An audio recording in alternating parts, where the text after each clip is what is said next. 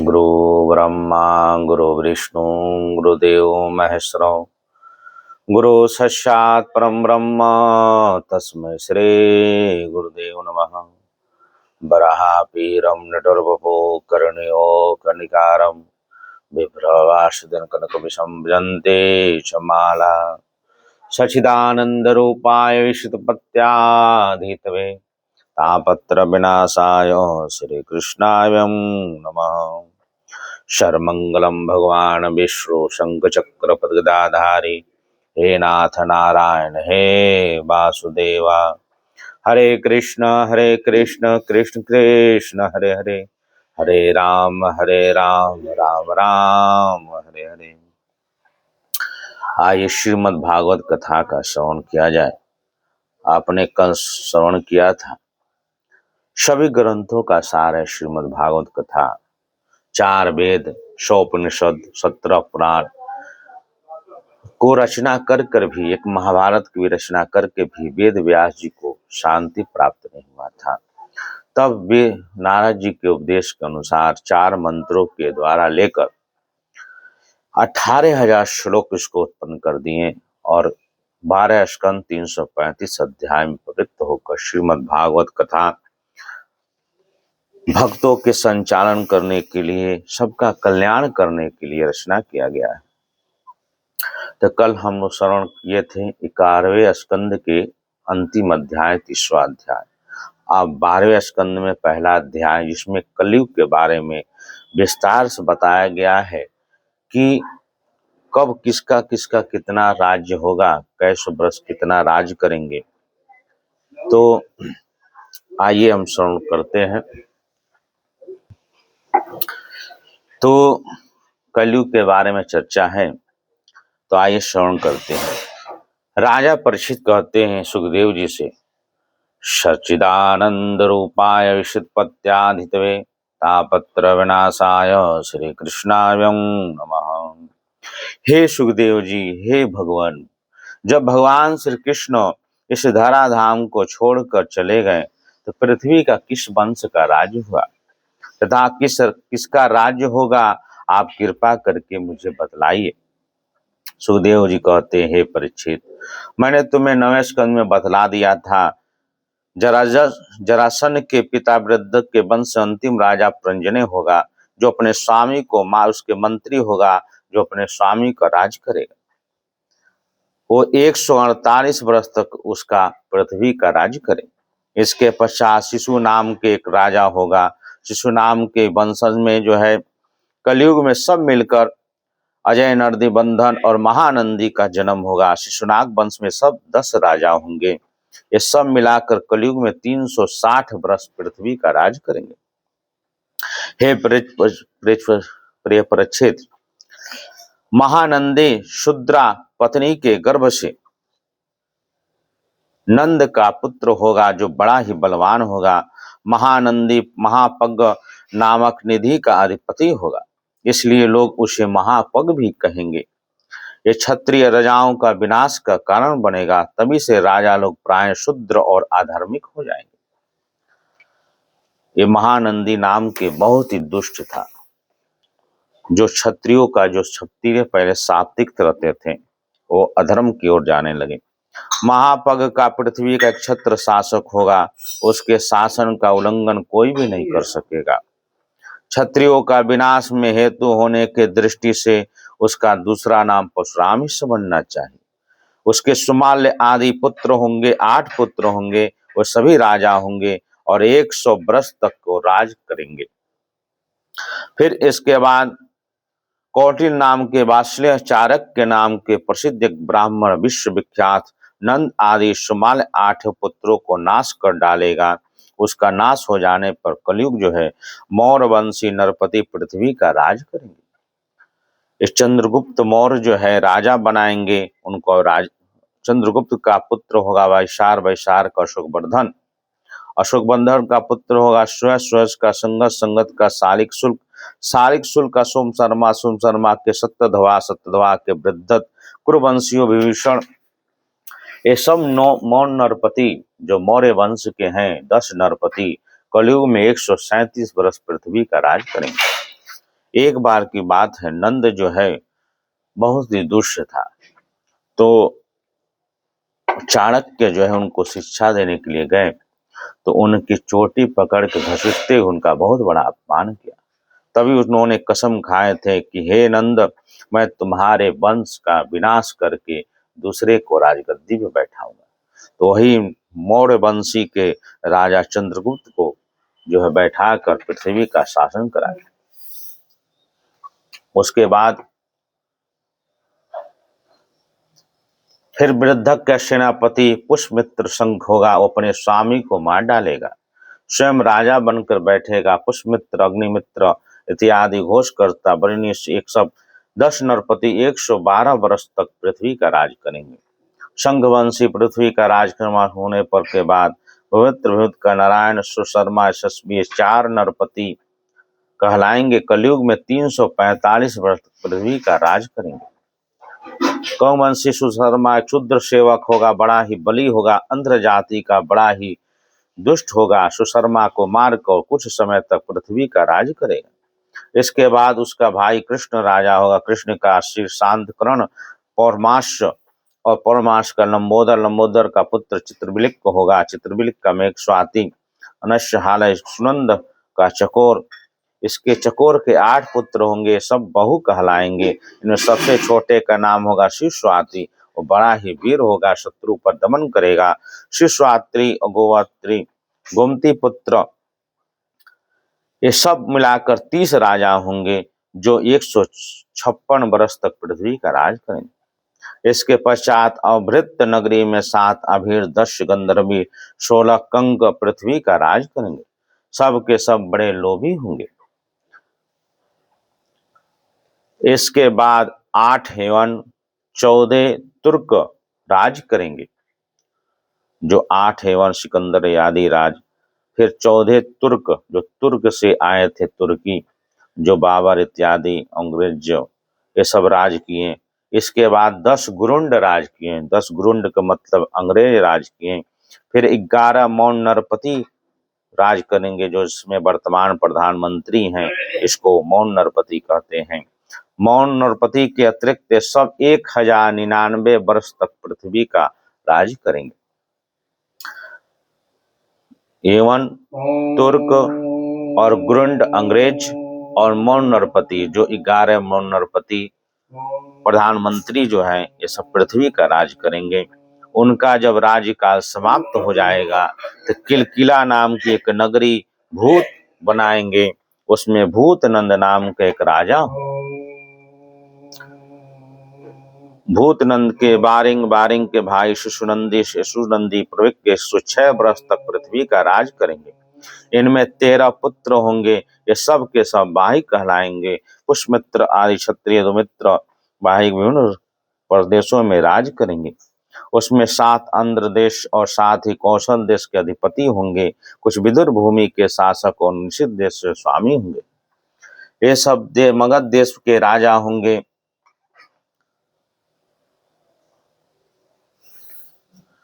ऐसे करते करते सभी प्रजा जो है संस्कारहीन और शूद्र जैसी व्यवहार करने लगी। मृक्षकों का राजा होगा। ये सब के सब राजा आचार विचार से मृक्ष प्राण हो जाएंगे। सब एक ही समय भिन्न भिन्न प्रांतों में राज्य करेंगे। फिर से राज्य जो कि छोटे छोटे राज्य थे, फिर से आने वाला समय में होगा। सब के सब प्रलय सिरे के झूठे अधार्मिक स्वल्प दान करने वाले होंगे। छोटी छोटी बातों को लेकर क्रोध मारे अंगुला बबला हो जाएंगे। दुष्ट लोग स्त्री, बच्चों, गौ, ब्राह्मण को मारने में तनी सा नहीं हिचकेंगे। दूसरे के स्त्री धन को हथिया लेने के लिए सर्वदा उत्सुक रहेंगे। इनमें न तो बढ़ते देर लगेगी न घटते देर लगेगी। क्षण क्षण रुष्ट हो रहेंगे, थोड़ा तृष्ट हो जाएंगे। इनकी शक्ति और आयु थोड़ी हो जाएगी। इसमें परंपरागत संस्कार नहीं होंगे, अपने कर्तव्य के पालन नहीं करेंगे। लूट घसोट अपनी प्रजा का खून चूसेंगे। जब ऐसे रोग शासन होगा तब देश की प्रजा वैसे स्वभाव के आचरण और भाषण की वृद्धि हो जाएगी। राजा लोग इनका शोषण ही करेंगे, आपस में एक दूसरे का वृद्ध करके अंत में सब के सब नष्ट हो जाएंगे। सुखदेव जी कहते हैं, हे परीक्षित, सबे बड़ा बलवान है, ज्यो ज्यो घोर कलयुग आता जाएगा, त्यों तो उतत्तर धर्म, सत्य, पवित्र, क्षमा, दया, आयु, बल और सुमरन की शक्ति लोप होता जाएगा। कलयुग में जिसके पास धन होगा वो उसी को लोग कुलीन, सदाचारी और सतोगुण मानेंगे, पुण्यात्मा मानेंगे। जिसके हाथ में शक्ति होगी वही धर्म और न्याय का व्यवस्था अपने अनुकूल ही करा लेगा, अपने पक्ष में करा लेगा। विवाह के संबंध के लिए कुल, शील, योग्यता आदि की परख निरख नहीं रहेगी। केवल लड़का लड़की के ही संबंध से रुचि के अनुसार ही संबंध हो जाएगा। व्यवहार की निपुणता, सच्चाई और ईमानदारी नहीं रहेगी। जो जितना छल कपट कर सकेगा उतना ही उसको व्यवहार कुशल माना जाएगा, बुद्धिमान माना जाएगा। स्त्री और पुरुष की श्रेष्ठता का आधार शील संयम न होकर केवल प्रेम कौशल ही रहेगा। ब्राह्मण की पहचान उनके गुण स्वभाव से नहीं, एक पवित्र से हुआ करेगी। वस्त्र, दंड, कमंडलू आदि ब्रह्मचारी, सन्यासी, आश्रमियों की पहचान होगी। एक दूसरे का चिन्ह स्वीकार कर लेना एक दूसरे को आश्रम प्रवेश का स्वरूप होगा। जो जितने घूस देने या धन खर्च करने में असमर्थ होगा उसे अदालतों से ठीक ठीक न्याय नहीं मिलेगा। जो बोल चाल में जितना चालाक होगा, चतुर होगा, उसको उसको बड़ा ही पंडित माना जाएगा। असाधुता के दोषों के होने के कारण पहचान ही रहेगी गरीब होना। जो जितना गरीब रहेगा उसको जो है पापात्मा समझा जाएगा। जो जितना अधिक दंभ पाखंड कर सकेगा उसको उतना ही साधु समझा जाएगा। विवाह के लिए एक दूसरे के स्वीकृति ही प्राप्त होगी। शास्त्र, विधि से, विधान से, संस्कार आदि कोई भी आवश्यकता नहीं समझी जाएगी। बाल आदि संवार कर कपड़े लत्ते से लैस हो जाना ही स्नान समझा जाएगा। लोग दूसरे के तालाब को तीर्थ मानेंगे, निकट गंगा जी, गोमती आदि को पच्छा करेंगे। सिर पर बड़े बड़े बाल काकुल रखना ही शरीर का सौंदर्य चिन्ह माना समझा जाएगा। जीवन का सबसे बड़ा पुरुषार्थ होगा कि अपना पेट भर लेना। जो जितनी ढिठाई से बात करेगा उसे उतना ही सच्चा समझा जाएगा। एगोता में चतुराई के सबसे बड़ा लक्षण यही होगा। मनुष्य अपने कुटुंब का पालन कर ले। धर्म का सेवन यश के लिए किया जाएगा। इस प्रकार जब सारी पृथ्वी दुष्टों का बुलबुला हो जाएगा तब राजा होने का कोई भी नियम नहीं रहेगा। ब्राह्मण, क्षत्रिय, वैश्य आदि सूत्रों में जो बलि होगा वही राजा बन जाएगा। समय के नीच राजा अत्यंत निर्दयी क्रूर होंगे।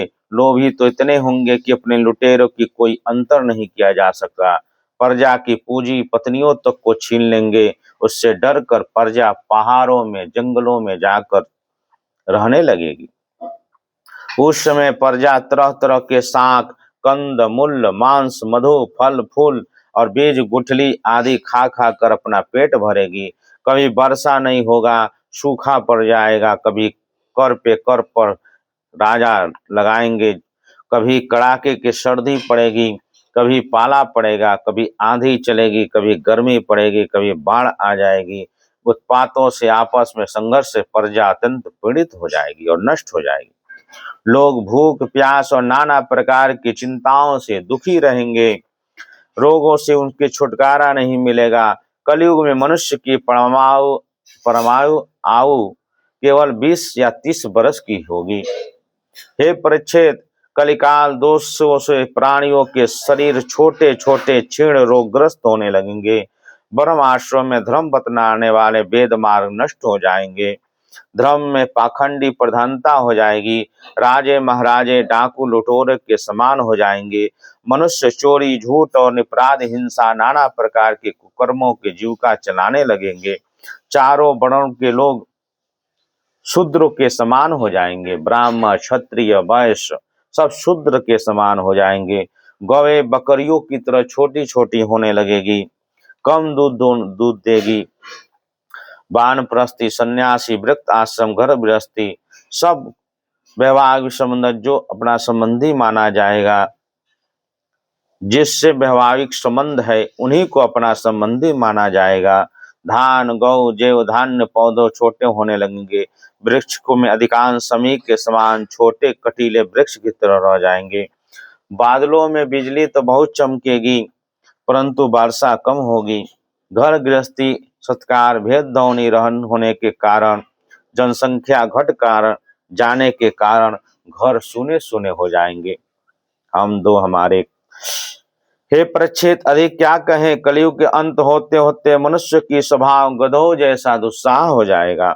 लोग प्राय गृहस्थी का भार ढोने के लिए विषयी हो जाएंगे। ऐसी स्थिति में धर्म की रक्षा करने के लिए भगवान शतुगुण को स्वीकार करके संभलपुर ग्राम विष्णु यश ब्राह्मण के घर श्रेष्ठ ब्राह्मण होंगे, जो उनका हृदय बड़ा ही उदार होगा, भगवत जन पूर्ण होगा। उन्हीं के घर कल की भगवान अवतार ग्रहण करेंगे और श्री भगवान के अष्टसिद्धियों के सिद्धियों के समस्त सदगुण के एकमात्र आश्रय होंगे। समस्त चराचर जगत के वे रक्षक और स्वामी होंगे। देवदत्त नामक शीघ्रगामी घोड़े पर सवार होकर दुष्टों को तलवार के घाट उतार कर ठीक ऐसे करेंगे जैसे रोम रोम शत्रुनीय तेज के कारण छिटकती होगी। अपने शीघ्रगामी घोड़े पर पृथ्वी पर सर्वत्र विचरण करेंगे। राजा के भेष में छिपे रहने वाले के कोटि कोटि जो डाकुओं है जो राज करेंगे, उनका भगवान संहार करेंगे। हे परीक्षित, डाकुओं का संहार करने के बाद देश की सारी प्रजा हृदय में पवित्रता भर जाएगी, क्योंकि भगवान कल्कि के शरीर में जो अंगरांग लगा होगा, स्पर्श पाकर वायु जितने दूर तक ले जाएगी, जो उनका सुगंध लेगा प्राणी मात्र, वो उसका दिव्य गंध प्राप्त करके पवित्र हृदय शतमूर्ति भगवान वासुदेव विराजमान होंगे और उनका संतान पहले के भांति हष्ट पुष्ट फिर जो है 5 फीट 7 फीट 9 फीट होने लगेंगे और सब शरीर स्वस्थ होने लगेगा। भगवान वसुदेव विराजमान होंगे और फिर नए संतान के मनोहारी धर्म के रक्षक के और स्वामी हैं। भगवान जब कल्कि के रूप में अवतार ग्रहण करेंगे, उस समय सतयुग का प्रारंभ हो जाएगा। प्रजा की संतान परंपरा स्वयं शतुगुण सिक्त हो जाएगी और जिस समय चंद्रमा सूर्य और बृहस्पति एक ही समय पर एक ही साथ पुष्प नक्षत्र में प्रथम पल पे प्रवेश करते हैं, एक ही राशि पर आते हैं, उसी समय सतयुग का प्रारंभ होता है। चंद्रवश और सूर्यवश के जितने राजा होंगे, उनका संक्षेप में मैंने तुम्हें वर्णन कर दिया। तुम्हारे जन्म से लेकर राजा नंदी अभिषेक 1515 वर्ष तक लगेगा। उस समय आकाश में सप्तऋषियों का उदय होगा। उस समय पहले दो ही तारे दिखाई पड़ते हैं, उस बीच में दृश्य की रेखा। सच्चिदानंद रूपाय विशुद्धपत्यादितवे तापत्र विनाशाय श्री कृष्णाय नमः। सर्वमंगलम भगवान विष्णु शंख चक्र गदाधारी, हे नाथ नारायण हे वासुदेवा। जय जय श्री राधे, जय जय श्री राधे, जय जय श्री राधे।